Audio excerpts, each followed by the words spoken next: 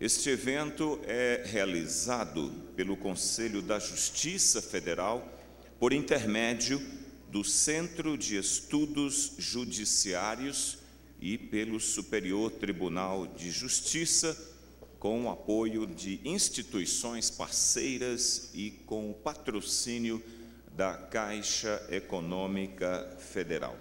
Esta edição do Congresso apresenta como tema o meio ambiente no judiciário, desafios e tendências, e tem por objetivo expor o panorama mundial dos maiores desafios teóricos da disciplina e, sob essa perspectiva, passar em revista a jurisprudência brasileira, começando pelos precedentes marcantes do Superior Tribunal de Justiça.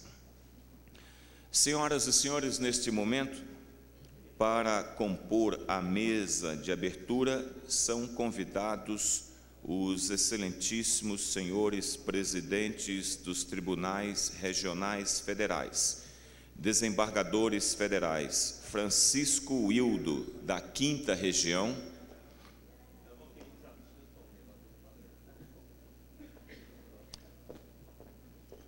Tadaaki Hirose, da 4ª Região, Newton De Luca, da 3ª Região,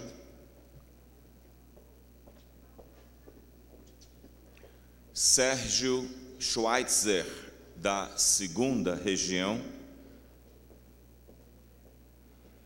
e Mário César Ribeiro, da 1ª Região.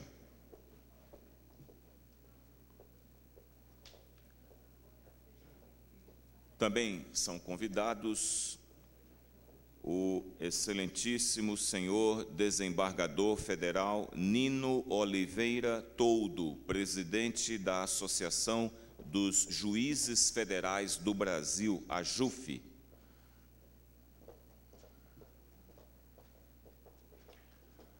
A excelentíssima senhora desembargadora Leila Mariano, presidente do Tribunal de Justiça do Estado do Rio de Janeiro, aqui representando todos os tribunais de justiça presentes. O excelentíssimo senhor ministro Arnaldo Esteves Lima, corregedor-geral da Justiça Federal e diretor do Centro de Estudos Judiciários do Conselho da Justiça Federal. O excelentíssimo senhor Luc Lavrinsen, ministro da Corte Constitucional do Reino da Bélgica e presidente do Fórum Europeu de Juízes e Ambiente. O excelentíssimo senhor Joseph Smets, embaixador do Reino da Bélgica.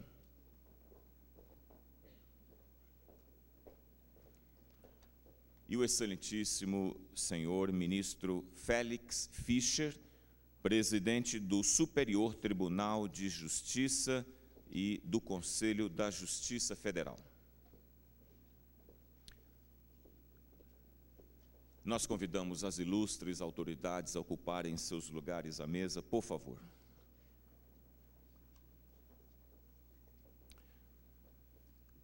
Senhoras e senhores, neste momento, para que se pronuncie e declare oficialmente aberto este congresso, anunciamos o pronunciamento do excelentíssimo senhor ministro presidente Félix Fischer.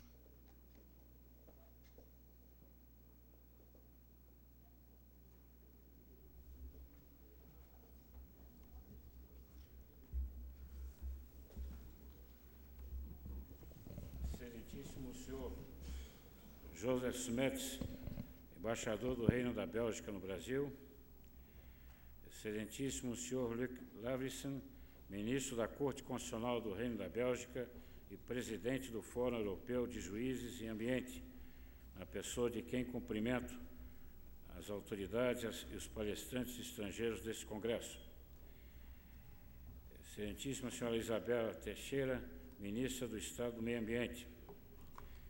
Excelentíssimo senhor ministro Arnaldo Esteves Lima, Corregedor da Justiça Federal e diretor do Centro de Estudos Judiciários do Conselho da Justiça Federal, na pessoa de quem cumprimento os colegas ministros do Superior Tribunal de Justiça aqui presentes. Excelentíssima Senhora Desembargadora Leila Mariano, presidente do Egrégio Tribunal de Justiça do Rio de Janeiro, na pessoa de quem cumprimento todos os presidentes e desembargadores de tribunais de justiça presentes. Excelentíssimos senhores presidentes dos tribunais regionais federais, excelentíssimo senhor desembargador federal Nino Oliveira Toldo, presidente da AJUF, na pessoa de quem cumprimento todos os desembargadores federais presentes. Excelentíssimo senhor desembargador federal Mário César Ribeiro, presidente do Tribunal Regional Federal da Primeira Região, na pessoa de quem cumprimento os demais presidentes dos tribunais regionais federais. Demais integrantes da magistratura aqui presentes, senhoras e senhores.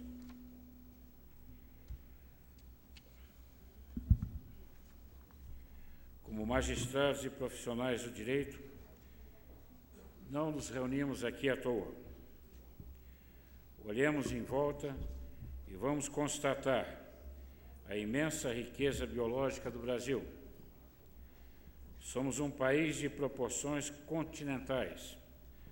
Seus 8,5 milhões de quilômetros quadrados ocupam quase a metade da América do Sul e abarcam várias zonas climáticas, o que leva a grandes variações ecológicas com vários biomas, a floresta amazônica, que é a maior floresta tropical úmida do mundo, o Pantanal, maior planície inundável, o Cerrado de savanas e bosques, tão próximo aqui de Brasília, a Caatinga semiárida, os campos dos Pampas e a floresta tropical fluvial da Mata Atlântica que acompanha todo o litoral.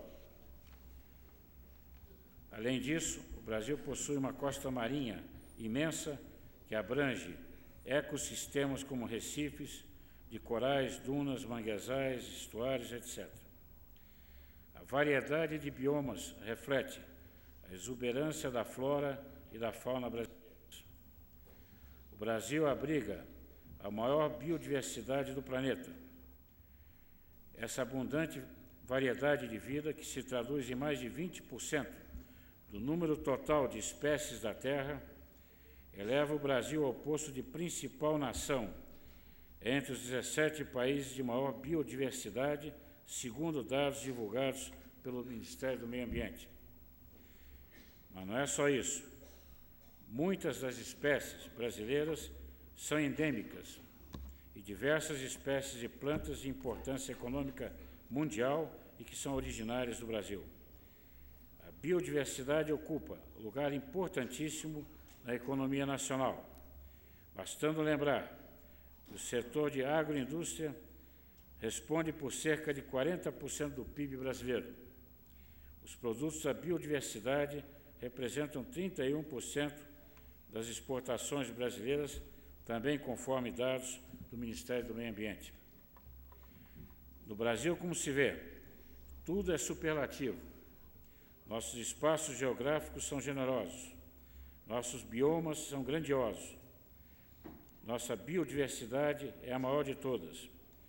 Nossas possibilidades são muitas. Entretanto, em contrapartida, também nossos problemas e desafios são enormes, principalmente porque todos esses elementos humanos, sociais e ambientais, estão interagindo, exigindo intervenção que consiga conciliá-los e harmonizá-los.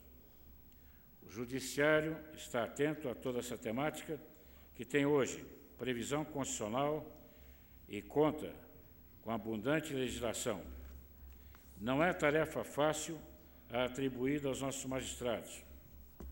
Ao contrário, é complexa e árdua, tanto na perspectiva estritamente jurídica, como nas suas dimensões éticas, econômicas e políticas. Nosso sistema judiciário estaria incompleto se não houvesse um Tribunal Nacional que representasse a cidadania e o espírito da federação. Um tribunal que permitisse a mescla das múltiplas perspectivas locais e encontro dos diferentes olhares regionais. Essa é a função do Superior Tribunal de Justiça, o intérprete maior da legislação infraconstitucional. Nesse seu trabalho, o STJ, sabidamente, vem produzindo dezenas de precedentes que uniformizam e consolidam o direito ambiental brasileiro. E mais ainda, apenas exemplificando, na área administrativa, em setor especializado, o STJ tem sido referência no que se refere também ao meio ambiente. Finalmente, parabenizo tanto o ministro Arnaldo Esteves Lima por mais essa iniciativa e também o ministro Herman Benjamin, que é a nossa autoridade maior, entre outras, em matéria de meio ambiente. E agradeço a todas as instituições parceiras, fazendo na pessoa do senhor embaixador da Bélgica. Desejo a todos um profícuo congresso e muito obrigado.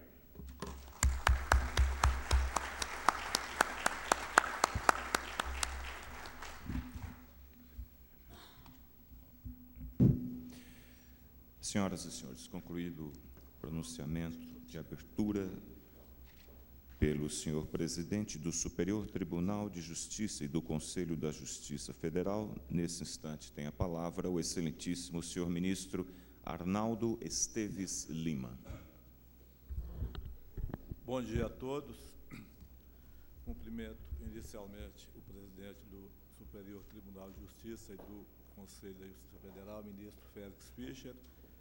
Cumprimento as autoridades já nominadas por Sua Excelência, cumprimento a este seleto auditório, um especial cumprimento aos nossos convidados internacionais que aqui acorreram para abrilhantar ainda mais este evento, cumprimento aos servidores e a todos que, de uma forma ou de outra, contribuíram e contribuirão para o sucesso deste seminário. O Centro de Estudos Judiciários do Conselho da Justiça Federal dá as boas-vindas a todos os participantes deste Congresso Internacional de Direito Ambiental, o meio ambiente no Judiciário, desafios e tendências. A proposta deste congresso é bem simples: reunir especialistas em direito ambiental de vários países, trazendo aos magistrados brasileiros a oportunidade de tratar dos desafios e tendências nessa importante disciplina jurídica. Parafraseando a proposta da Rio+20, o que propomos para os próximos dias é discutir sobre, aspas, a jurisdição que precisamos para o futuro que queremos, fecha aspas. Tivemos cuidado especial com a seleção dos temas que seriam analisados no Congresso, centrando nossa atenção para como o meio ambiente é tratado no Poder Judiciário, com ênfase nos desafios que todos os dias enfrentamos na atividade judiciária e nos caminhos para os próximos anos. A pergunta que deverá guiar nossas reflexões durante o Congresso é qual direito ambiental devemos aplicar para assegurar resultados efetivos na proteção do planeta. O que nós, juízes, devemos e podemos fazer para que o direito ambiental seja bem aplicado em nossas varas e tribunais e consiga atender a tudo aquilo que a sociedade espera e cada vez mais exige do Poder Judiciário. Também será apresentada a perspectiva nacional, com ênfase na nossa rica e diversa jurisprudência, sobretudo do Superior Tribunal de Justiça na matéria, com a participação dos próprios ministros da Corte, que analisarão os precedentes de que foram relatores. Além disso, os participantes do Congresso serão convocados a trabalhar em oficinas temáticas, gerais ou específicas, dando conta de temas atuais em matéria de direito ambiental, como o novo Código Florestal. Com isso, dizemos que o Centro de Estudos Judiciários do Conselho da Justiça Federal não quer apenas lhes proporcionar a oportunidade de estudo e aperfeiçoamento profissional, a partir de palestrantes e conferencistas, mas também acredita que cada um dos senhores é portador de um conhecimento muito precioso, fruto do contato que diuturnamente tem com a realidade das respectivas jurisdições, interpretando leis ambientais, solucionando problemas concretos e concretizando na prática o ideal de justiça ambiental posto no artigo 225 da Constituição Federal, quando estabelece, quanto ao meio ambiente, que impõe-se ao poder público e à coletividade o dever de defendê-lo e preservá-lo para as presentes e futuras gerações. É importante destacar o papel que o Judiciário deve reservar às suas escolas de magistratura e aos centros de estudos judiciários, especialmente quanto ao direito ambiental. Aos nossos magistrados não basta conhecimento jurídico sobre os textos das leis ambientais. Apenas isso não é suficiente para a concretização da justiça ambiental, sendo imprescindível desenvolver em nossos juízes a sensibilidade e a criatividade para dar conta dos desafios postos em matéria de meio ambiente. Sensibilidade para compreender a complexidade e a importância das questões que envolvem o planeta. Criatividade para encontrar solução para os conflitos, não apenas com o recurso cego à letra da lei, mas também com o emprego das outras ferramentas de hermenêutica e de aplicação do direito que o ordenamento jurídico e a Constituição Federal colocam à disposição da jurisdição. Portanto, peço que aproveitem o evento, que ouçam, que discutam. Nestes dias, questionem, duvidem de tudo e de todos, pensem alto, pensem no planeta, pensem nas gerações futuras. Vamos aproveitar esse espaço de integração com nossos colegas magistrados de todas as regiões do Brasil. Abraçamos caminhos para o futuro que queremos, começando por pensar nosso trabalho cotidiano e as possibilidades de interpretação e aplicação da lei ambiental em nossas jurisdições, sempre fiéis ao princípio que se contém no artigo 5º da Lei de Introdução ao Código Civil, segundo o qual, na aplicação da lei, o juiz deve atender aos seus fins sociais e às exigências do bem comum. Boas-vindas a todos e que todos nós aproveitemos ao máximo esta grande oportunidade. Muito obrigado. Senhoras e senhores, registramos a honrosa presença neste recinto da excelentíssima senhora Isabela Teixeira, ministra de Estado do Meio Ambiente e conferencista inaugural deste congresso, a quem convidamos para ocupar assento à mesa.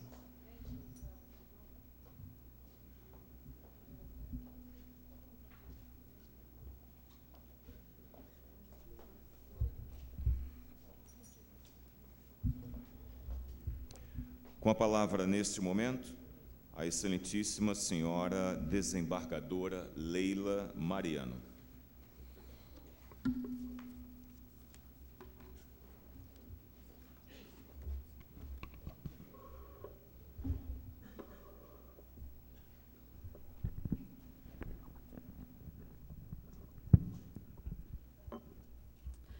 Gostaria de cumprimentar a mesa e a distinta assistência na pessoa do ministro Félix Fischer e agradecer muitíssimo a Sua Excelência e aos ministros Arnaldo Esteves Lima e Herman Benjamin por essa oportunidade de falar em nome do Tribunal de Justiça do Estado do Rio de Janeiro e dos demais tribunais estaduais. E o faço focando a questão do meio ambiente no âmbito da gestão. Particularmente no Tribunal de Justiça do Estado do Rio de Janeiro, a sustentabilidade é o seu principal foco estratégico, no tríplice enfoque de proteção ao meio ambiente, de economicidade e de inclusão. Possuímos uma comissão de sustentabilidade que nos traça a política relativa a essa questão. E, recentemente, firmamos convênio com a Universidade Estadual do Rio de Janeiro para um projeto de levantamento da problemática envolvendo os resíduos sólidos produzidos dentro da esfera do nosso Poder Judiciário. Estamos realizando uma grande obra de readequação de 2 lâminas para atender ao 1º grau de jurisdição. E essa obra atende a todos os requisitos legais exigidos pela Secretaria de Meio Ambiente. Temos o reconhecimento já apenas com o projeto da eficiência energética que vamos obter, não só conseguindo redução de tarifas, mas também o fornecimento pela empresa concessionária de energia elétrica gratuitamente de máquinas, de todas as máquinas que vão possibilitar a refrigeração central desse complexo que está sendo readequado. Fora isso, temos já há algum tempo, incentivamos programas de inclusão, programas esses que visam não só o atendimento a egressos, a menores que moram ou que estão em áreas de risco. Atendemos também a questão do subregistro. E ontem conseguimos fazer um dos maiores casamentos homoafetivos, mostrando que também trabalhamos na superação dos preconceitos. No que toca à economicidade, além da redução dos gastos, estamos realizando uma série de campanhas para conscientização de economias, não só de água, de luz, mas de tudo aquilo que nos permita ter uma gestão sustentável. Paralelamente, as nossas escolas, tanto da magistratura como de administração, não só nos seus cursos de preparação, mas também nos de formação e capacitação de magistrados e servidores, o meio ambiente tem um lugar destacado. Acho que as gestões dos tribunais podem ser espaços onde a questão ambiental, a questão da sustentabilidade seja trabalhada de uma forma consciente e com viés educativo, não só para as subsequentes gestões, mas também para todos aqueles servidores e jurisdicionados que têm conosco uma relação de proximidade. Então, nessa linha, o depoimento relativo ao que o Tribunal de Justiça do Estado do Rio de Janeiro está realizando, e tenho certeza que nos demais tribunais programas similares também estão sendo realizados. Há uma conscientização na área estadual da necessidade de participarmos com efetividade dessa questão, que é uma questão de agora e uma questão do futuro, pela qual nós somos responsáveis. Muito obrigada.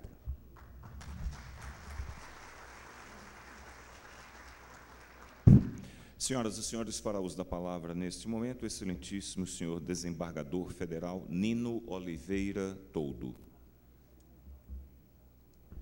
Senhor ministro Félix Fischer, presidente do Superior Tribunal de Justiça e do Conselho da Justiça Federal, ministro Arnaldo Esteves Lima, corregedor-geral da Justiça Federal e diretor do Centro de Estudos Judiciários do Conselho da Justiça Federal, ministra Isabela Teixeira, Meio Ambiente, senhor Joseph Smets, embaixador da Bélgica, senhor Luc Laversen, desembargador Leila Mariano, senhores presidentes dos tribunais regionais federais aqui presentes, senhoras e senhores, meus colegas, juízes e juízas federais, desembargadores federais aqui presentes.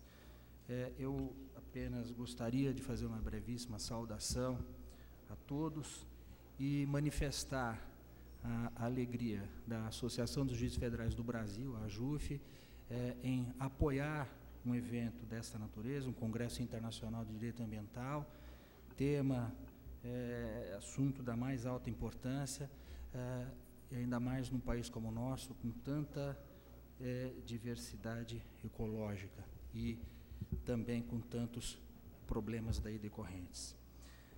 Eu espero que todos tenham belíssimos dias aqui, de profícuo trabalho, e gostaria de parabenizar, ministro Félix Fischer, o Conselho da Justiça Federal, e o faço na pessoa do ministro Arnaldo Esteves, que tem apoiado todas as iniciativas de discussão de temas importantes, relevantes para a Justiça Federal e para o país. E também gostaria de parabenizar o ministro Antônio Herman Benjamin, que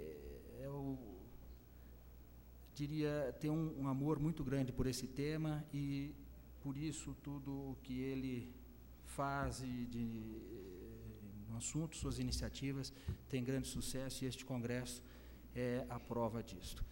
Com essas palavras, eu saúdo a todos, desejando, enfim, 2 dias de grande e intenso trabalho e de excelentes resultados. Muito obrigado.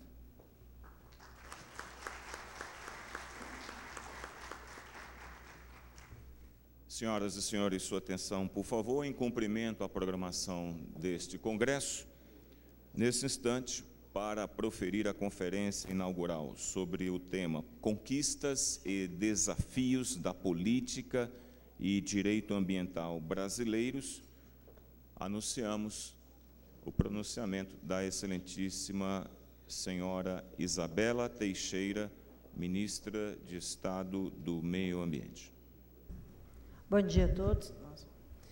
Bom dia, segunda-feira. Então, eu quero primeiro pedir desculpas pelo pequeno atraso, mas nós temos um problema de obra na L2 e o meu motorista veio pela L2, então acabou que eu fiquei retida um pouco e não pude pegar as palavras iniciais do ministro Fischer. Mas, enfim, eu quero aqui agradecer o convite para participar deste evento, dizer da minha honra. E as pessoas que me conhecem sabem que eu sou muito informal, né, Erma? E eu vou procurar dar um panorama aqui das questões mais estratégicas na perspectiva do Ministério do Meio Ambiente do governo brasileiro, né, sobre as questões ambientais.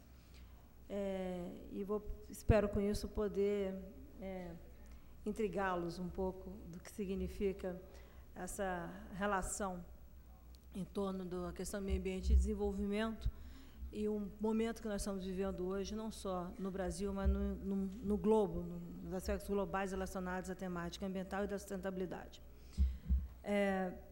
No final, aliás, já está provocado ali, é o cadastro ambiental rural. Quando eu chegar, eu vou fazer ali um demonstrativo. Obviamente não é todo o cadastro, mas eu não quis perder a oportunidade, uma vez desse encontro com os senhores, de ilustrar o que significa, talvez, um dos maiores desafios que nós temos hoje no Brasil, e uma experiência que está sendo esperada também por vários países que detêm ativos florestais no mundo. Ok, obrigada. Então, vamos lá. Eu acho que, se os senhores concordarem, eu vou colocar as questões procurando dialogar um pouco também com 2 grandes temas globais. A questão da mudança do clima, aliás, 3 grandes temas globais. A mudança do clima, a questão da conservação da biodiversidade e a nova agenda pós-2015, que é o novo contexto global das relações no âmbito das Nações Unidas, do multilateralismo, de como nós vamos dialogar com a questão da sustentabilidade.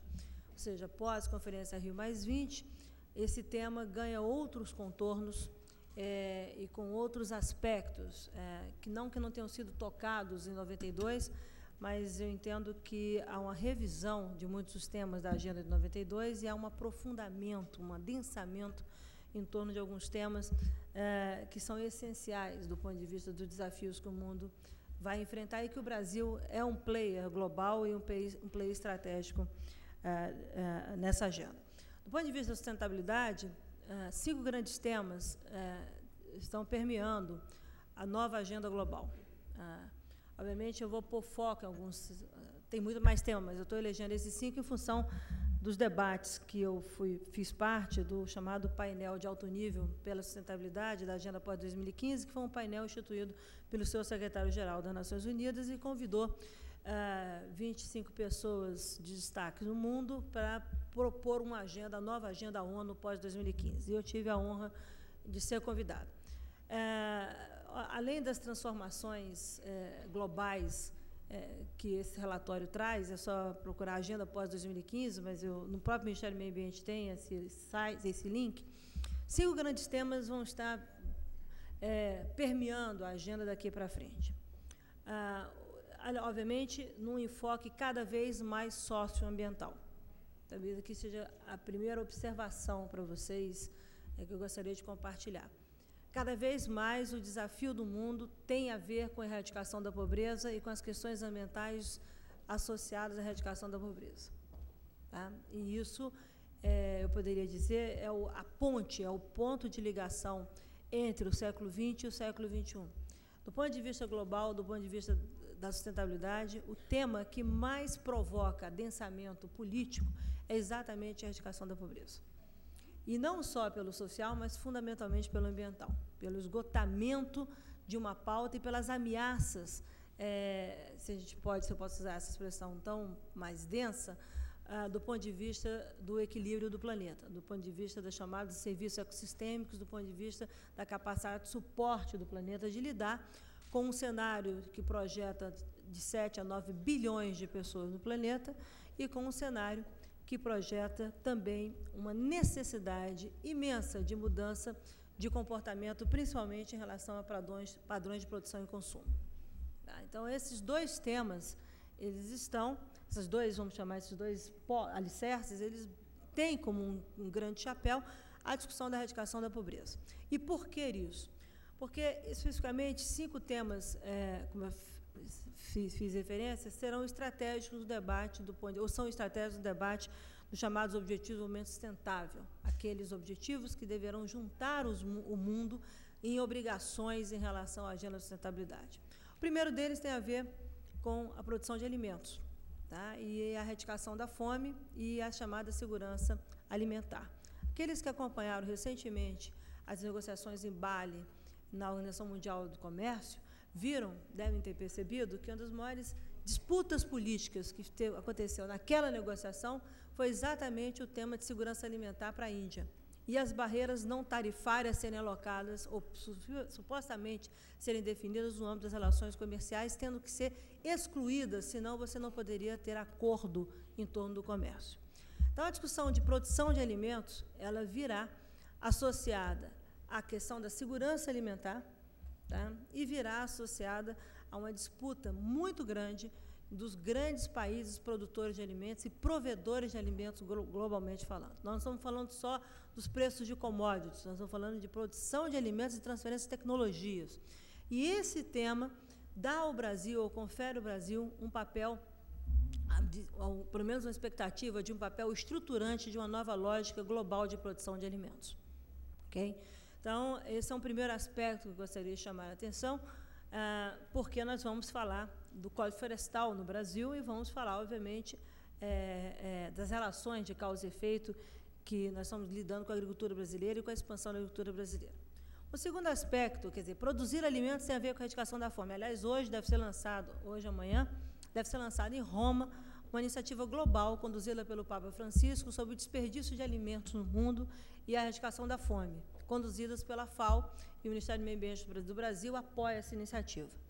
Então, há uma movimentação global em torno do desperdício de alimentos, há uma movimentação global em torno da produção de alimentos, há uma movimentação global em torno das vulnerabilidades associadas à produção de alimentos, há uma movimentação global em torno do papel de alguns países estruturantes que serão responsáveis pela essa segurança alimentar global. E o Brasil é um deles. O segundo tema que vem para a mesa, e é um tema importante, é o tema relacionado à segurança energética. Okay? E, novamente, chama a atenção, senhores, sobre o papel do Brasil. Nenhuma sociedade global, nenhuma sociedade no mundo renuncia a desenvolvimento. E para ter desenvolvimento precisa de energia. Okay? O debate de energia, o debate sobre energia, sobre fontes energéticas, ganhará cada vez mais contornos em torno daquilo que a gente chama de geopolítica do desenvolvimento sustentável. Cada vez mais as disputas acontecerão em torno desses temas que eu estou apresentando para os senhores. E, obviamente, as relações no âmbito do multilateralismo serão fortalecidas ou fragilizadas em função desses ativos. A discussão de geração de energia tem dois grandes momentos. Como reduzir a dependência econômica das fontes tradicionais de energia, como a questão dos combustíveis fósseis e nuclear, e atividade nuclear, e como avançar numa pauta de energia renovável sem gerar tanta dependência econômica em função das tecnologias disponíveis. Esse debate está posto. Quando você tem iniciativas chamadas Energy for All, que é uma iniciativa global da ONU, lidando com o fornecimento de energia para todos, essa iniciativa é baseada na iniciativa brasileira chamada Luz para Todos. É exatamente isso. Tá? E os desafios que você enfrenta num país feito a Índia, ou que disputa hoje a questão de permitir, de ter condições de continuar acessando combustível fóssil para fornecer energia para as pessoas que não têm acesso à energia, sequer para cozinhar. Então, quando nós vamos a discussões de clima, de mudança do clima, em que você tem resistência de vários países em assumir compromissos compulsórios em relação à redução de emissões, tem a ver com essa lógica da agenda social e da equidade e da redução de desigualdades associada ao problema da energia. E o outro lado da moeda é a ampliação da participação das renováveis, considerando os custos associados a esse sistema. Custa muito e esse custo tem a ver com transferência tecnológica também. E, portanto, explicitar no mundo que caminha para um possível acordo global compulsório, que todos os países terão, legally binding, ou seja, legalmente vinculante, terão metas de redução de emissões em desenvolvimento ou desenvolvidos, a questão energética, que quero crer, ganha contornos absolutamente estratégicos desse debate. O terceiro item que eu chamaria a atenção dos senhores tem a ver com a questão dos chamados serviços ecossistêmicos, ou com a chamada, aí nós temos um papel estratégico, estruturante, que não tem a visibilidade política ainda, que chama-se conservação da biodiversidade. E a remuneração por essa conservação. Tá? Com muito esforço, se deu um primeiro passo agora na Convenção de Clima, reconhecendo o mecanismo de REDD+, ou seja, de remuneração por redução de emissões por desmatamento evitado. É uma valorização indireta da floresta em pé. Tá? Embora isso ainda não tenha, por exemplo, no Brasil, uma estrutura legal definida, com vários, reconhecemos que tem vários projetos de lei em debate no Congresso Nacional. Estou dizendo isso porque eu estou fazendo a primeira abordada do ponto de vista global, porque também não adianta muito fazer coisas nacionalmente que não dialoguem internacionalmente, do ponto de vista dos benefícios que a sociedade brasileira pode, eventualmente, ser receptora, se não tiver um quadro legal que dialogue efetivamente com o que internacionalmente está se fazendo. Tá? Muita gente aposta em questões voluntárias por mercados internos muito circunscritos, tá? Sem dialogar com as regras do reconhecimento internacional. E aí eu dou um exemplo. Quando se fez a regra do Protocolo de Quioto em 97, não se reconheceu nada do ponto de vista internacional dos esforços da sociedade brasileira em relação ao pró-álcool. Nós não temos nenhuma vantagem comparativa em relação a nenhum país no eventual compromisso formal de país em desenvolvimento, por termos um pró-álcool que até hoje adicionamos gasolina, álcool à gasolina, que nós circulamos os veículos leves e reduzimos nossas emissões, e isso é uma contribuição gratuita da sociedade brasileira para o planeta. Todo país desenvolvido cobra, e a gente paga muito caro por essas tecnologias. Então, estou colocando esse ponto para vocês entenderem como é que é a relação de causa e efeito e dando um exemplo de como que a questão da biodiversidade, da conservação da biodiversidade, do pagamento de serviços ambientais, pelos ativos que nós temos, isso deverá ganhar contornos, diria eu, mais estratégicos, mais estruturantes, do ponto de vista dessa nova sociedade global. E o Brasil tem muito a que construir em relação a esse tema. Muito. E vocês vão entender o porquê essa minha ênfase. Um quarto tema que, querendo ou não querendo, na alegria ou na tristeza, nós teremos que enfrentar, chama-se cidades. Toda a agenda ambiental, predominantemente do ponto de vista global, acontecerá nos centros urbanos. Por uma razão muito simples, nós teremos um adensamento populacional em cidades. O Brasil deverá ter, em 2030, a média da América Latina, ter 90% a 93% da população vivendo em cidades. Então, nós vamos ter que discutir a relação dos sistemas abertos e fechados, considerando o grande provimento das cidades. Elas deverão ser mais eficientes do ponto de vista energético, elas deverão ser mais eficientes do ponto de vista da gestão de águas, elas deverão ser mais eficientes do ponto de vista do uso dos recursos naturais como construção, na mobilidade, ou seja, esses temas que ainda se apresentam, às vezes, de uma maneira muito, com elevado grau de entropia, eles ganharão centralidade do ponto de vista da geopolítica do desenvolvimento sustentável. Cada vez mais as cidades serão elementos estruturantes das relações entre pessoas, entre países. Tá? E, cada vez mais, a questão ambiental e o Sistema Nacional de Meio Ambiente deverá se envolver na discussão sobre qualidade ambiental e qualidade de vida nas cidades brasileiras. Aí nós não estamos falando só dos passivos, nós estamos falando dos ativos, ou da necessidade de lidar com os chamados brownfields, que nós temos nas grandes cidades brasileiras e nas médias também. Isso é uma discussão interessante. Nós somos capazes de quebrarmos brigas na mídia brasileira em relação ao desmatamento da Amazônia e não reconhecemos que tem 25 milhões de pessoas vivendo em centros urbanos da Amazônia. É tão simples, quando é isso, doutor Mauro? Ele, como bom paraense, ele vive denunciando que não tem só fauna acompanhante no Pará. Né? E a gente, quando vê o homem, é aquele que desmata. Não enxerga as relações dos centros urbanos, por exemplo, no município de Altamira ou no município Paragominas. Quem visita esses municípios vê a relação urbana. Ou Porto Velho. A parte expressiva da região da cidade de Porto Velho, do seu território, é coberta por florestas e área urbana. E aí os senhores sabem melhor do que eu como é que a legislação muda a sua aplicação. Né? Então, é óbvio que nós vamos precisar entender como é que é o sistema de governança ambiental pública que nós vamos colocar no Brasil para lidar com as cidades e globalmente também. E o último tema que eu acho que ganhará contornos expressivos tem a ver com uma agenda econômica e com uma agenda de comportamento que chama-se produção e consumo sustentáveis. Isso traz tudo. E, pela primeira vez, isso entrou nas Nações Unidas como uma obrigação também para os países desenvolvidos, ou as sociedades desenvolvidas. Mudam seu jeito de viver, ou então é impossível você lidar com os ativos ambientais ainda disponíveis nesse planeta. Como também as sociedades em desenvolvimento devem buscar uma trilha que não é o mimetismo das sociedades desenvolvidas. E esse debate é global, é um debate que as pessoas estão procurando caminhos onde você é mais eficiente para poder continuar consumindo.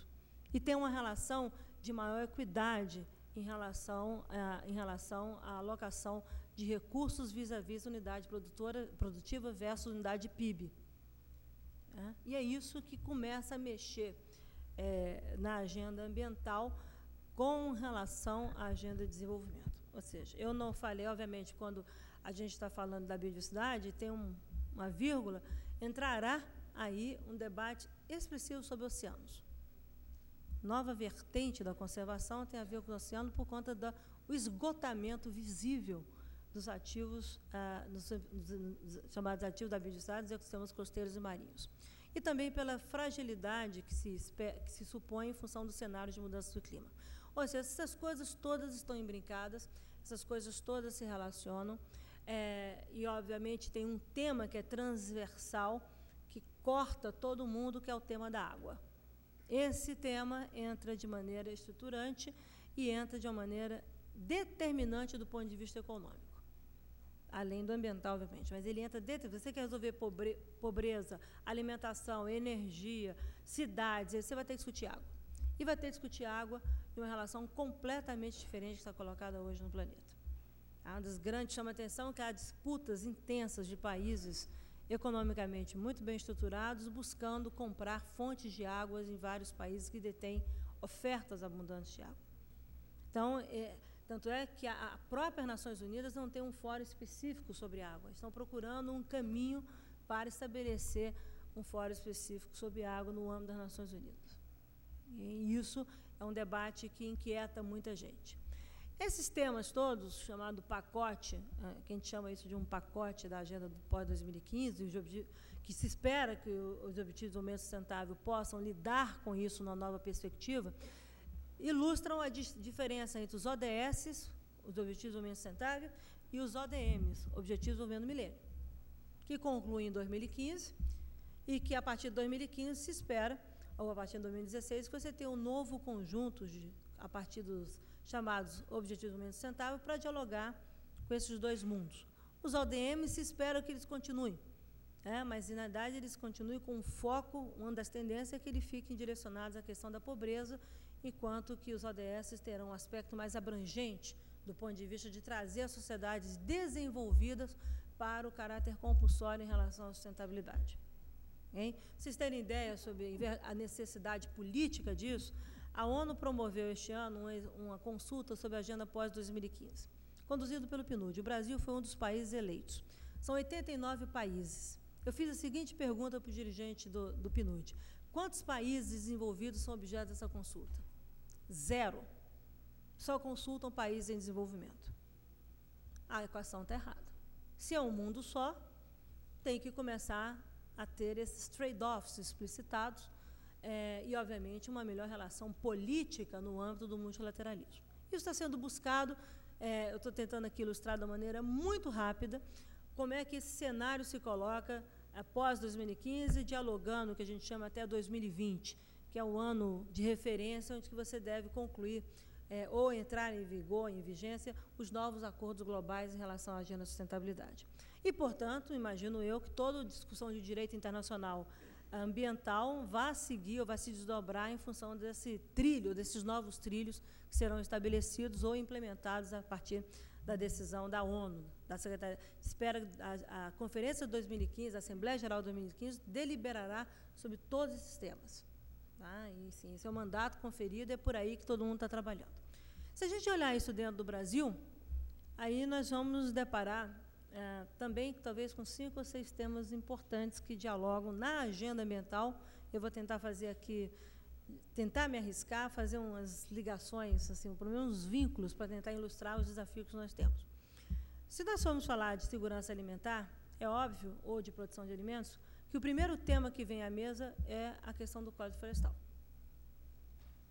Porque é exatamente esse estatuto legal que dialoga com a chamada fronteira agrícola móvel do país, exatamente esse estatuto ambiental que dá ou confere a chamada disputa entre ambientalistas e os ruralistas, como assim foi definido no Brasil. E o que nós temos hoje é um caminho, uma alternativa de caminho em que você lida com 2 situações distintas. Primeiro, a nova lei, ela traz a chamada disposições permanentes, em que não se alterou nada dos estatutos de área de preservação permanente e de reserva legal. Aliás, o Brasil é o único país do mundo que restringe o uso de propriedade privada.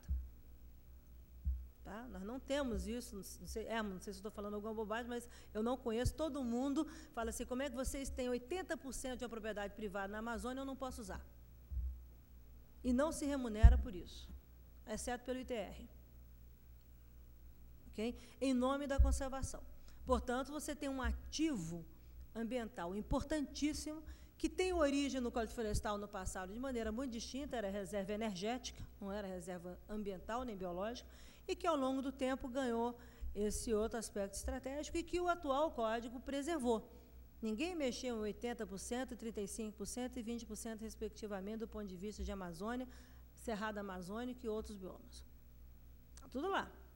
E vocês, os juízes, devem deliberar quando tem causas de indenização de terras, quando é várzea ou não é várzea, quando vão indenizar porque o INCRA vai desapropriar tais coisas. Eu imagino o mundo de vocês e não invejo.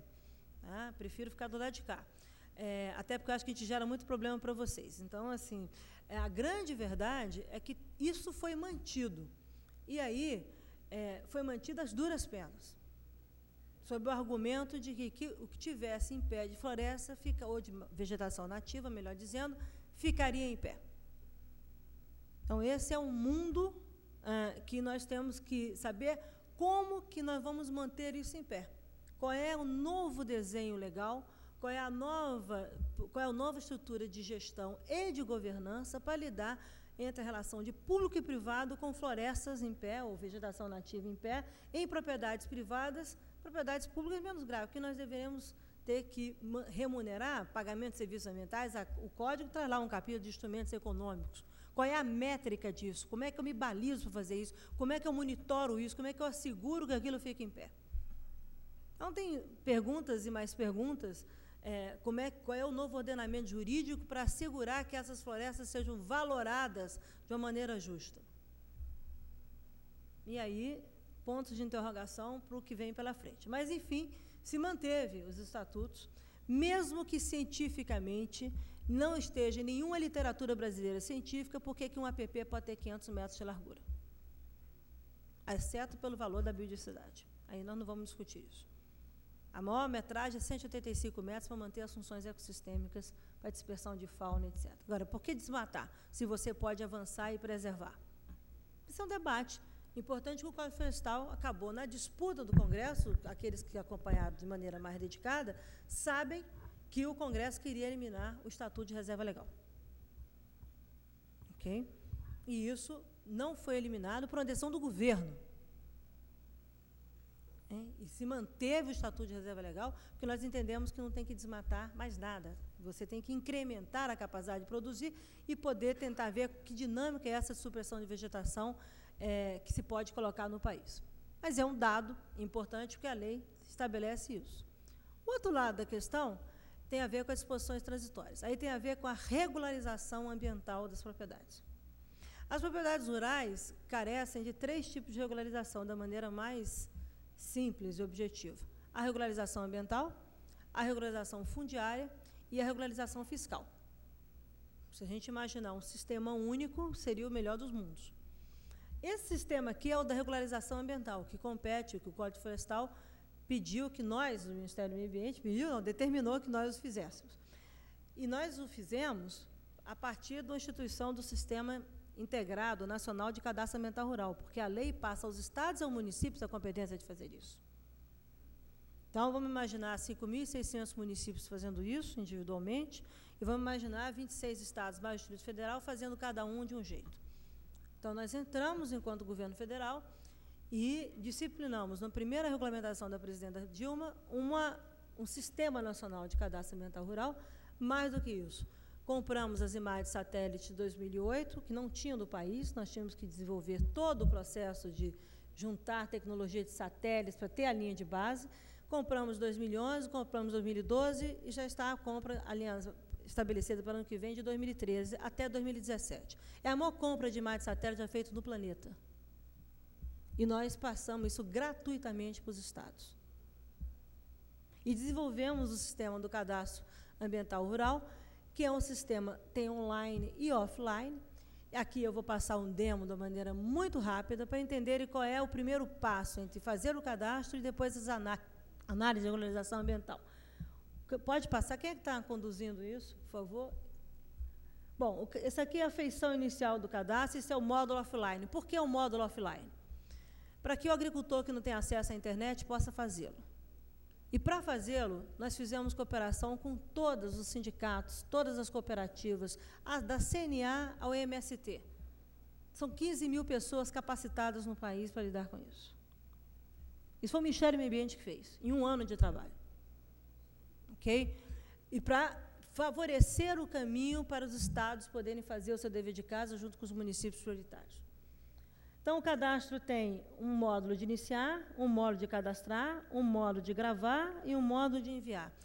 Os brasileiros devem estar vendo uma semelhança com o imposto de renda. É exatamente o mesmo espírito. Tá?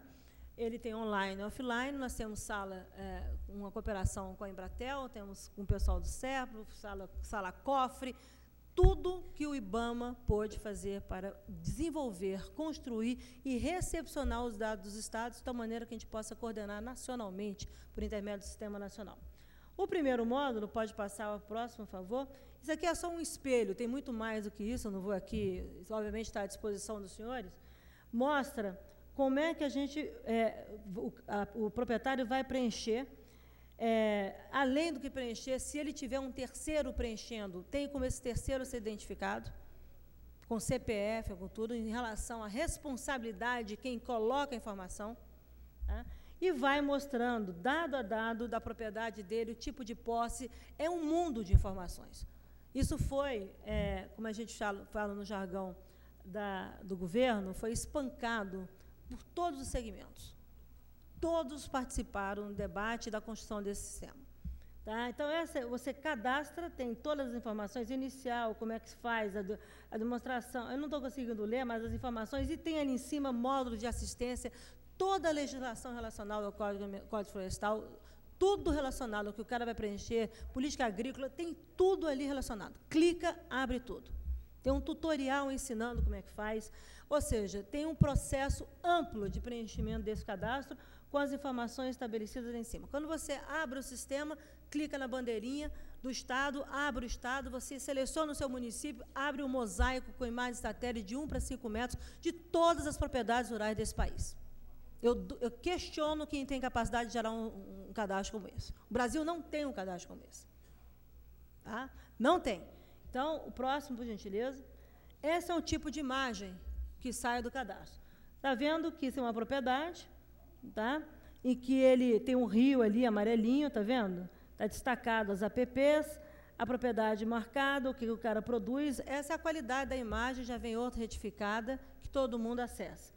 Então, ele imediatamente identifica por coordenadas ou proximidade, ele tem maneiras, ele tem várias screenings que você vai fazendo varredura até chegar na sua área, você vai alimentando por palavra-chave até que você possa identificar. O próximo. E aí, sai o resultado, você começa o quadro de áreas, a área líquida do imóvel, a área consolidada, a área de pousio, a reserva legal proposta, a reserva legal averbada, ele tem como assinalar tudo que ele existe. Ele tem, inclusive, como fazer upload dos documentos dele. Tá? E vai marcando. Ele é muito fácil de fazer, tá? Mas, por outro lado, ele tem uma diversidade enorme de informações. O próximo, ele tem uma busca de imóveis, ele pode cadastrar por tipo de imóvel, imóvel rural, posse, ele vai abrindo, você vai marcando, pode ter um proprietário, pode ter mais de um registro. Tá? Ou ele mostra todas as alternativas para você fazê-lo. Próximo. Isso é o recibo final. Sabe aquele recibo do imposto de renda no Brasil, que você expede e sai quanto que você deve ou quanto você tem a receber? Sai no final a área dele, quanto é que ele tem de APP, quanto é que ele tem de reserva legal, quanto que ele deve, se ele tem multa, se ele tem área embargada, se ele não tem área embargada. Se aparecer área embargada, imediatamente congela o cadastro dele federal. Tá? Quem fez o SICAR, quem usa o nosso sistema, e ele tem ali, está vendo, com aquela basinha de leitura em celular, registrado, imprime, e isso é imediatamente mandado para o Banco de Dados Central aqui em Brasília, e, obviamente, para o órgão estadual de meio ambiente. Próximo, acho que acabou. O que acontece depois disso? O segundo módulo já está pronto, que é das análises automáticas. O órgão ambiental nós vamos oferecer gratuitamente as análises automáticas do CAR. Ou seja, se o cara precisa fazer como é que ele escolhe, eu quero fazer um termo de compromisso, ele marca, quero fazer um termo de compromisso. E ele tem como analisar aquilo ali com os vários filtros pela tecnologia. Portanto, nós queremos celeridade no acordo de recuperação ambiental que tem que ser feito entre o órgão ambiental, o termo de compromisso, enfim, e o empreendedor ou o proprietário rural. Isso aqui já foi testado por todos os bancos do Brasil, por conta do crédito. Estará online em todas as agências bancárias. Okay? Obviamente, o gerente vai ter acesso, nós fizemos acordo de cooperação com o Banco do Brasil, quem oferecer crédito para produtor rural vai ter acesso a isso.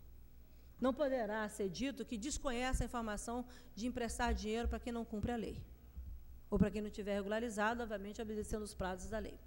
Então, isso aqui é um exemplo de um instrumento, obviamente, isso aqui é um demo do demo, o cadastro é muito maior. Se os senhores tiverem interesse, eu posso pedir para vir fazer uma demonstração numa hora específica, etc. O que é o poder desse instrumento do ponto de vista de mudar a lógica de ter informação, o que nós precisamos recuperar, como nós vamos recuperar. Associado a isso, o Ministério tornou disponível por exemplo, uma nova metodologia de recuperação em Mata Atlântica. Quem atua na Mata Atlântica, quais são as áreas prioritárias de onde deve recompor. E tem um grupo de trabalho em caráter permanente, definindo regulamentos específicos, por exemplo, para as cotas de reserva ambiental.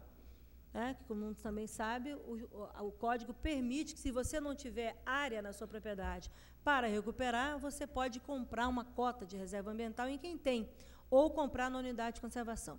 E aqui tem um dos assuntos mais sensíveis que nós temos, que é o eventual comércio associado a isso, sem o controle por parte do poder público. Tudo isso está na competência do governo estadual,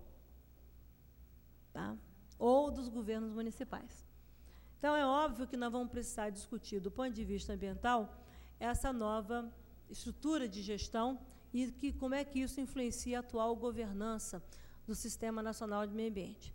Tampouco isso aqui dialoga, ou melhor, isso, na realidade, coloca uma nova luz sobre a própria Lei Complementar 140, na relação entre Estados, União e municípios.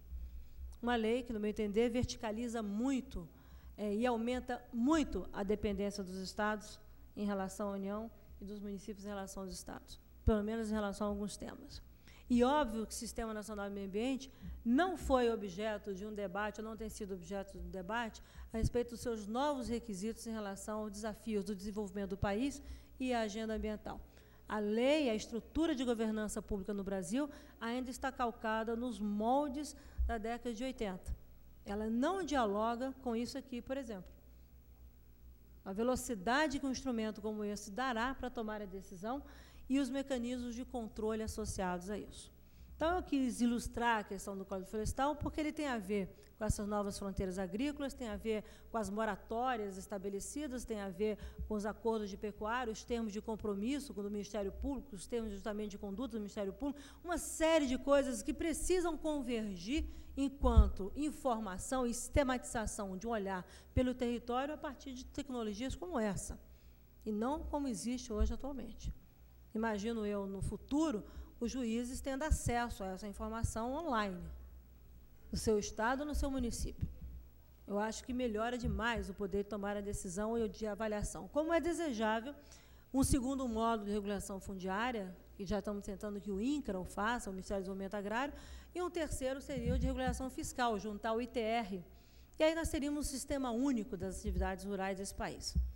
Aí nós estamos tratando de um outro patamar de informação e de instrumentos para tomar a decisão. Isso é mudar a gestão pública nesse país e mudar a área ambiental. O Código Florestal é uma quebra de paradigma na gestão pública ambiental nesse país. E o sistema mostra, inclusive, a escadinha. Quando é pequeno, como é que regulariza? Automaticamente, ele vai mostrando o que você tem que regularizar, marca, imprime, diz é isso que você tem que fazer. Ou seja, a prova de fraude do fiscal que chega lá na ponta e diz assim, isso aqui o senhor pode diminuir um pouco, porque eu vou acobertar. Muda essa lógica em função da tecnologia. O segundo tema, muito rapidamente, tem a ver, que os senhores devem estar muito ansiosos, imagino eu, sobre a Lei Complementar 140 e a questão do licenciamento ambiental. Eu sou daquelas pessoas que defendo que você tem que efetivamente ter clareza no sistema de licenciamento ambiental, que deve ser completamente modernizado. Muito do regulamento que nós fazemos hoje, nós aplicamos, perdão, em relação ao licenciamento ambiental brasileiro, isso está, por exemplo, o sistema trifásico de licença, isso não está na lei, está no decreto de regulamentação da lei. Mesmo a interferência dos órgãos envolvidos, como IFAM, FUNAI, isso está na Resolução CONAMA de 97. Ou seja, tem uma fragilidade muito grande, e os senhores devem saber isso melhor do que eu, sobre como é que se juntam essas competências, como é que você dá uma cara sobre a prática do licenciamento e sobre a grande confusão que se faz hoje no Brasil entre licenciamento ambiental e avaliação ambiental estratégica. A avaliação ambiental estratégica não é um instrumento para licenciamento ambiental, ou, pelo menos, depois que o estudo de impacto ambiental estiver entregue. E tem várias decisões mandando fazer a avaliação ambiental estratégica que simplesmente são extemporâneas, porque é um instrumento de planejamento. E para que ela funcione no país, eu não preciso só de planejamento setorial, eu preciso de planejamento ambiental. Eu preciso que essas informações ambientais como áreas sensíveis, áreas de espécie ameaçada de extinção, áreas prioritárias para a conservação da biodiversidade, territórios indígenas, que tudo isso esteja devidamente planejado, organizado, indicado, sítios de espécies, por onde que eu vou, qual é o olhar da área ambiental para poder dialogar com o olhar do planejamento setorial de uso dos recursos naturais. E isso está longe de acontecer. Tá? As instituições ambientais, nas suas estruturas como concebidas, elas têm uma grande dificuldade de lidar com uma coisa chamada planejamento ambiental. Grande dificuldade. Tá? Eu sei, porque eu estou há 30 anos nessa área, e pelo menos tem 10 anos que eu luto para estruturar um sistema de planejamento ambiental. Estou começando a fazer isso agora na área de petróleo e gás e meio ambiente, com o primeiro modelo de avaliação estratégica combinado com o Ministério de Minas e Energia. Trabalhando os primeiros sistemas de informação, aliás, vai sair um sistema de informação no que vem, com todas as praias brasileiras mapeadas, uma a uma, para lidar com a questão de contingência dentro do Sistema Nacional de Derramamento de Óleo. Essas coisas todas estão imbricadas, todas as coisas estão moduladas. E, para isso, a gestão pública ambiental precisa dialogar, precisa se fortalecer. E ela, cada vez mais, está polarizada entre licenciamento e fiscalização. Os órgãos ambientais, salvo honrosíssimas exceções, estão reduzidos a isso. E uma terceira perna, que é a gestão de áreas protegidas. Essa, talvez, um dos maiores desafios que o Brasil tem. Na gestão de áreas protegidas, você tem coisas no sistema federal, estou vendo a desembargadora Consuelo aqui, que certamente ela sabe disso. Quando fizeram o Instituto Chico Mendes diz o seguinte: se a espécie ameaçada de extinção, a fauna, a onça, está dentro de uma área protegida, o Chico Mendes cuida. Se sair da área protegida, o IBAMA cuida. Não tem gestor que tenha capacidade de fazer isso. Isso não existe.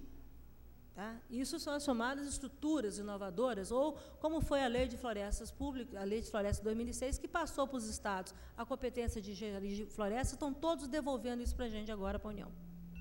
Que é o mesmo problema da fauna, que a LC 140 trouxe. Descentralizou a fauna toda para os estados, sem nenhuma estrutura de resposta.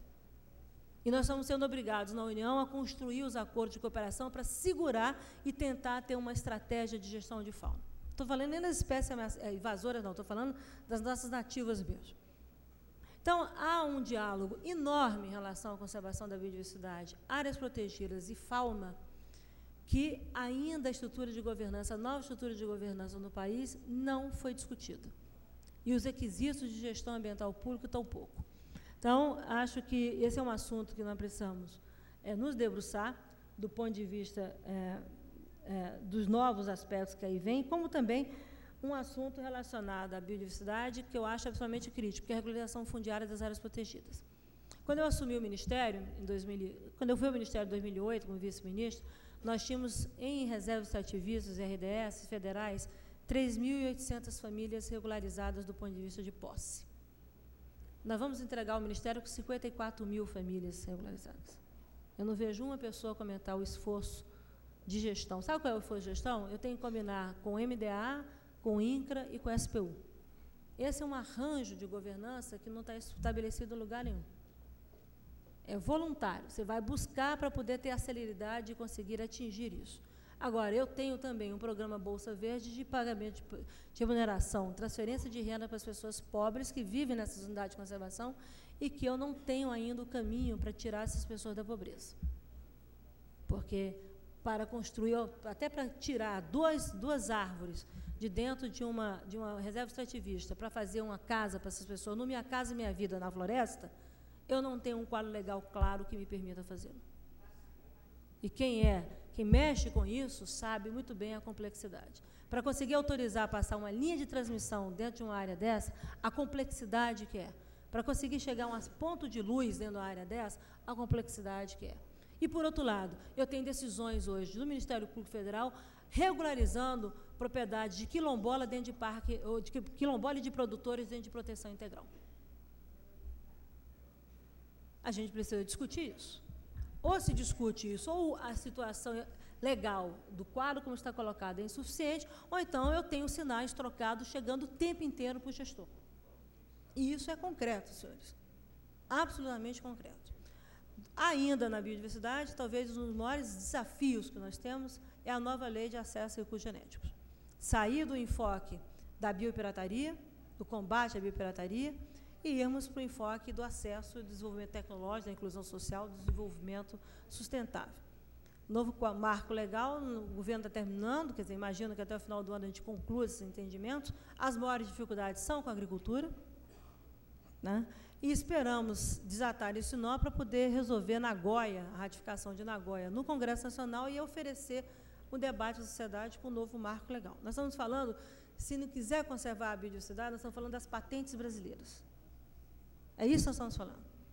E para aqueles mais antenados, vocês sabem que agora nós temos hubs internacionais de patentes.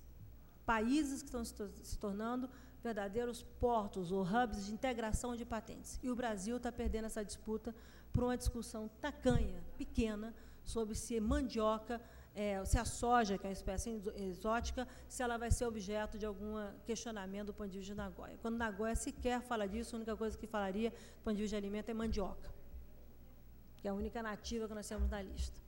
Então, esses debates precisam ganhar outros contornos, esses debates precisam ser colocados de uma outra maneira.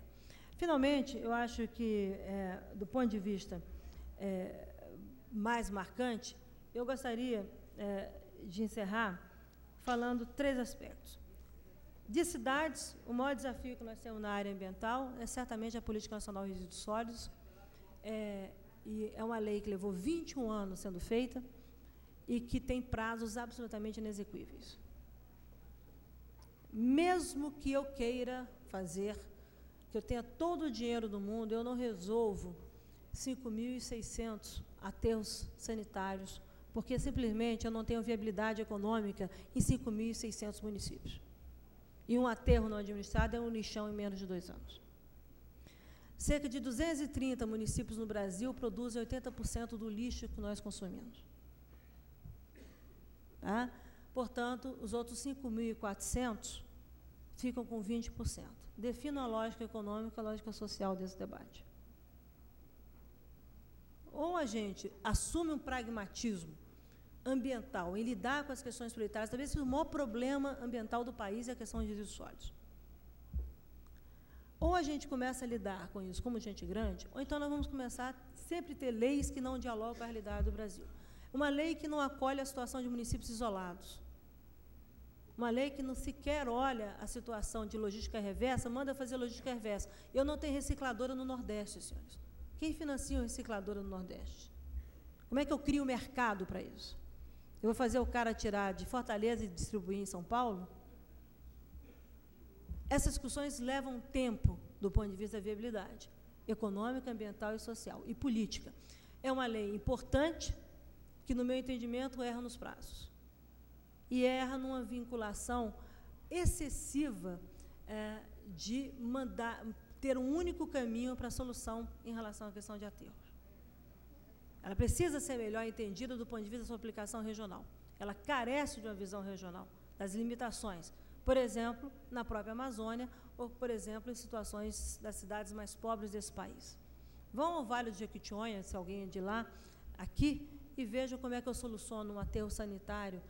Eu recebi 15 prefeitos do Maranhão, e eles me falaram assim: ministra, como é que eu faço um plano de resíduos sólidos municipal que me cobram R$600 mil, ou eu deixo de pagar a folha de pagamento dos meus municípios, dos nossos municípios. É verdade, tem uma empresa, tem uma vinculação de consultoria por trás monumental. E as leis ambientais são permanentemente reféns disso. Um mercado de consultoria, que não digo que não seja importante, mas não pode ser o único caminho para você ter solução. Então, é óbvio que isso gera incerteza e vocês, possivelmente, como juízes, serão cada vez mais provocados com essa questão de resíduos sólidos.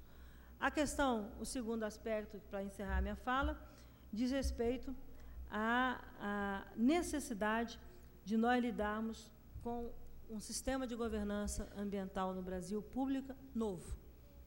Como dialogar com o Sistema Nacional do Meio Ambiente, Sistema Nacional de Recursos Hídricos, Sistema Nacional de Unidade de Conservação e Sistema Nacional de Florestas. Cada um tem uma base legal, cada um tem uma estrutura institucional, cada um tem uma maneira de tomar decisão e não falam entre si. O CISDAMA é pela lógica federativa, o Sistema Nacional de Recursos Hídricos é pela lógica de bacias. Põe esses dois juntos, assume o cargo de ministro e tenta tomar a decisão com esses dois públicos. O Conselho Nacional do Meio Ambiente trata de uma coisa, o Conselho Nacional de Recursos Hídricos trata de outra e não falam entre si. O debate do Conselho Nacional do Meio Ambiente, por exemplo, recomendações específicas sobre o Código Florestal. O debate do Conselho Nacional de Recursos Hídricos. Precisamos de 2 anos para estudar o assunto. Isso é mundo real. Então, ou se discute isso, não estou falando, no passado se falava do novo Código Ambiental, não é isso, estou falando de discutir o que converge, aproveitando o chapéu da LC 140, que regulamentos precisam ser feitos, como é que se regulamenta isso respeitando as decisões de vocês no Judiciário. Eu tenho jurisprudência estabelecida e eu não posso criar essas contradições na regulamentação. A Lei Complementar 140 lida com o artigo 23, esqueceu o artigo 24, e eu tenho uma série de decisões relacionadas a isso no artigo 24, e é inacreditável que tenham ficado quase 10 anos discutindo essa lei e ninguém dialogou com 2 artigos. Se tivesse no final da Constituição, até que eu entenderia, mas um ao lado do outro.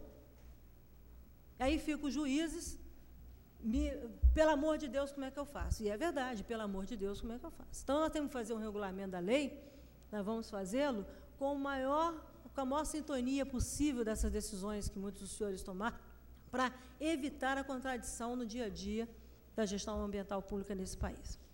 Mas o fato é que, para o ministro do Meio Ambiente do Brasil, lidar com essas contradições no dia a dia, diria eu que é quase, muitas vezes, um samba numa nota só, desafinado. Né? Porque eu fico procurando por onde que a gente vai para depois não ser processado. Né? Que esse é que é o grande...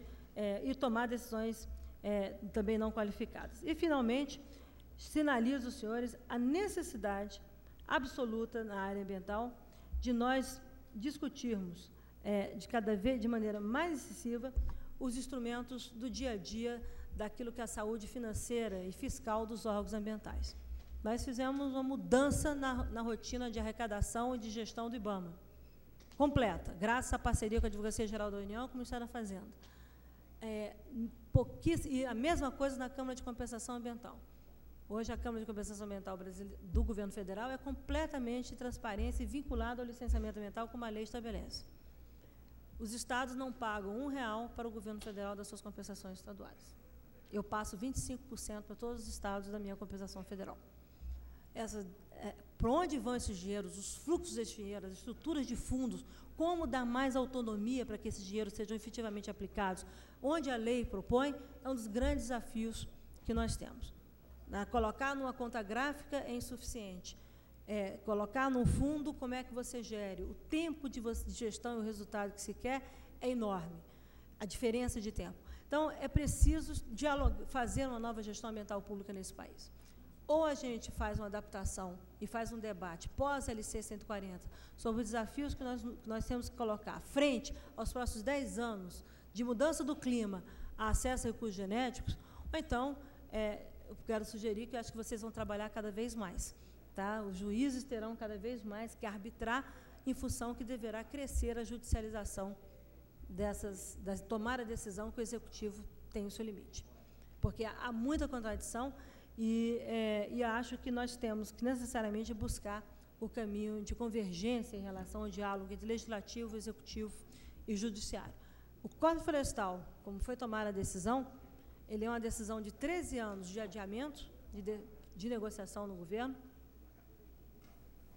10 anos, e foi motivado por uma medida provisória elaborada e votada, aliás, apresentada ao Congresso não votada, que colocou 90% dos agricultores brasileiros na ilegalidade da noite para o dia. E uma resolução CONAMA 303 de 2002, que ampliou as competências do CONAMA, ampliando inclusive o que era a APP definido em lei.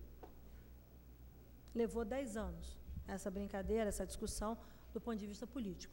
Eu espero que a sua implementação possa abrir caminhos e não fechar caminhos do que foi uma decisão, no meu entender, absolutamente temporânea, longe da democracia do que aconteceu em 2001 e em 2002. Não é assim que se trabalha quando você tem de um agricultor familiar que perde a sua terra a um grande produtor de commodities que quer recuperar muitas vezes e simplesmente tem a sua atitude maquiada por aqueles que desmatam legalmente, mesmo com propriedades licenciadas, como nós estamos enfrentando no estado do Mato Grosso e no Pará, o desmatamento legal. Ou seja, tem que separar o bem feito do mal feito, tem que valorizar cada vez mais aqueles que estão fazendo o melhor e tem que ter instrumentos como o Cadastro Ambiental Rural que vão possibilitar que essa informação esteja disponível ou torná-la disponível para qualquer tomador de decisão, obviamente salvaguardados todas as reservas de informação que a lei determina. Mas ou muda, ou então nós teremos cada vez mais uma política ambiental absolutamente reativa e não proativa em face dos requisitos do desenvolvimento. E é isso que se espera do Brasil. Se espera uma política que ela esteja à frente, não como uma coisa messiânica, mas como uma coisa que é possível, sim, fazer a diferença num desenvolvimento mais inclusivo, com maior qualidade de vida e com menor desigualdade. Né? E nós temos, se tem um país no mundo que pode fazer isso rapidamente, é o Brasil. Não só pela qualidade dos seus recursos ambientais, mas pela qualidade de um povo, né? Que é um povo que quer fazer e sabe fazer. Agora, para isso, a gente precisa ter instrumentos legais muito claros, e hoje o que nós estamos vendo do conjunto do que vem vindo de coisas novas versus coisas antigas que não se renovam no tempo e que elevam o grau de incerteza, muitas vezes, na tomada de decisão do gestor público. A gente precisa dar garantia como é que nós vamos poder trabalhar daqui para frente e, obviamente, acho que, para isso, é necessário aproximar o judiciário do executivo. Os senhores têm uma riqueza imensa de conhecimento dos vários Brasis desse Brasil e são absolutamente estratégicos no diálogo com o Poder Executivo de como aprimorar a gestão pública. Na hora que fizermos isso, eu tenho absoluta certeza que vários nós serão desatados, diminuindo a desconfiança e entendendo a necessidade de avançar com o desenvolvimento sustentável nesse país, com o desenvolvimento, com a inclusão, e mais do que isso, afastando a politização dessa agenda. Politizar a agenda ambiental é uma das coisas mais complexas e mais difíceis que se fez nos últimos anos no Brasil e que tenderá cada vez mais a engessar a administração pública. Então, meu pedido, a minha recomendação é que nós pudéssemos, de fato, trabalharmos mais juntos em face da experiência e da expertise que todos os senhores têm e que, por outro lado, todos nós temos no Executivo. O quadro que está colocado aí é de expor as contradições. Temos que resolver as contradições com a convergência no diálogo para que os senhores possam tomar decisões cada vez mais justas, mais corretas do ponto de vista da lei e do ponto de vista social. Não interessa o juiz que vota, messianicamente na primeira instância e a gente derruba na segunda instância. Isso tem sentido. O custo para o Brasil é inaceitável. E o custo para o ambiental também é insustentável. Então, eu quero agradecer. Foi muito rápido, eu tive que... Cansa, né? Dar uma abrangência, tem muito mais coisa para falar, mas eu tentei pegar os grandes temas que estão na ordem do dia, não perdendo de vista que cada vez mais nós vamos dialogar no contexto global. Cada vez mais nós vamos ter que lidar com as exigências globais no dia a dia dos regulamentos nacionais. Né? E, obviamente, entender quais são os desafios que o Brasil se coloca em relação à gestão ambiental nesse país. Chama a atenção apenas que é uma agenda lindíssima, que veio para ficar e que, cada vez mais, nós teremos que trabalhar a questão ambiental no sentido estruturante do desenvolvimento, e não como uma coisa marginal, secundária ou terciária, e que muitas vezes nós éramos chamados de ecostéricos ou biodesagradáveis. Né? Agora nós somos entendidos como não mais messiânicos, mas como pessoas que estão querendo construir um país mais justo, um país que se desenvolve com qualidade e que reduz suas desigualdades. As diferenças são imensas, mas eu acho que nós temos muita coisa boa feita e tem muito mais coisa boa a ser feita com a ajuda de vocês. Muito obrigada a todos pela paciência, eu sei que foi um pouco longo e me coloco à disposição, não sei qual é a dinâmica, se ainda tem pergunta ou resposta, ou se eu posso ir para o meu mundo para assinar e brigar e fazer vários questionamentos com quem me questiona. Muito obrigada a todos.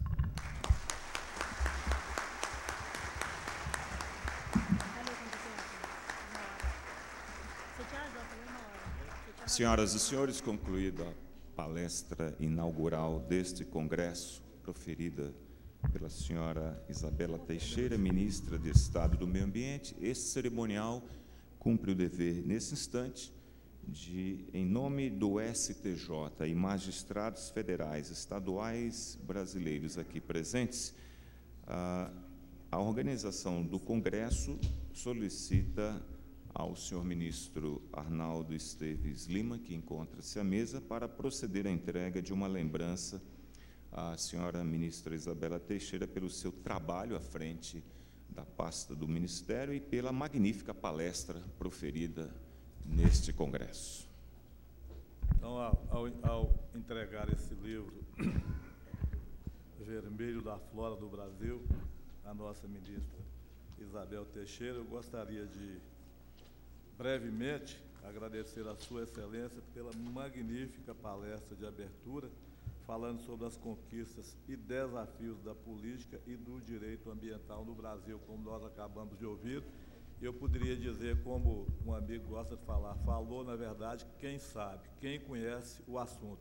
Parabéns, ministra, e muito agradecido em nome da organização do evento, e passo as mãos, tenho a honra de passar as mãos de Vossa Excelência.